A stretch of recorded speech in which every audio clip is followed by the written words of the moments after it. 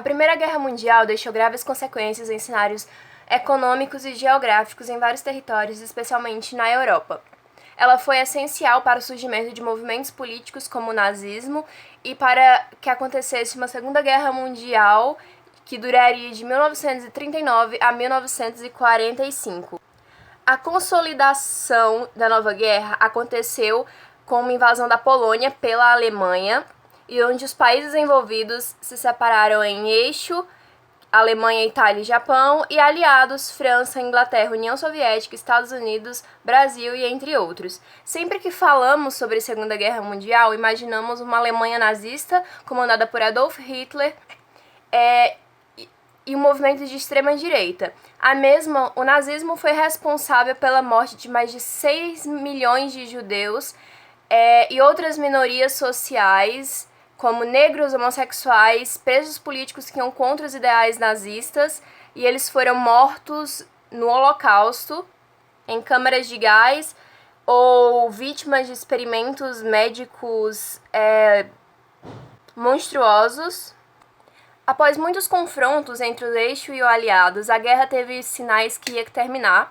Após a Itália se render no ano de 1943, e 2 anos mais tarde, a Alemanha e o Japão também se renderam, pois não suportaram, consolidando a derrota do grupo do eixo. O Japão se rendeu após ter sido atingido por 2 bombas atômicas na cidade de Hiroshima e outra em Nagasaki.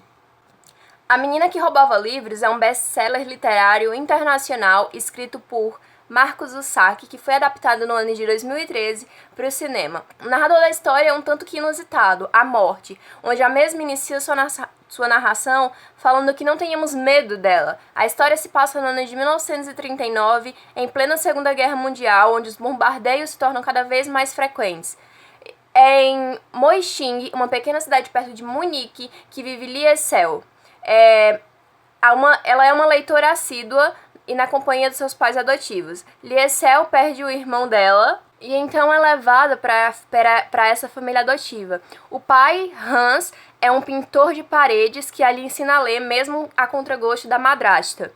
Ela também Liesel também conquista um grande amigo na sua vida nova, o seu vizinho Rudy. A família adotiva da menina acolhe Max Vandenberg, um judeu perseguido que passa a viver na cave da casa e que fazia livros artesanais. E Hans também tenta ajudar um segundo judeu, mas ele é pego e é levado para o exército. Max também possui a paixão de Liesel pelos livros e pelas palavras, e isso o ajuda a ter uma grande amizade com a menina.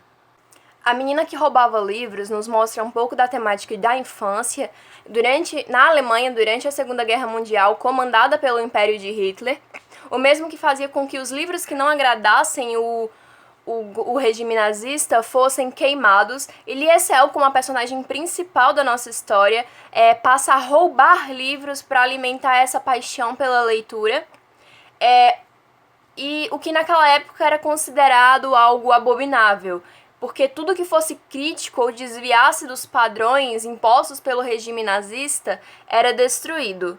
O filme traz uma visão diferente do que não é ser judeu, mas ter princípios humanos em plena Alemanha nazista, em plena Segunda Guerra Mundial, onde foi um período de muitos conflitos de proporções globais, que durou de 1939 a 1945, retratando assim uma temporada de muito caos, dor e conflito para os países e os habitantes em guerra.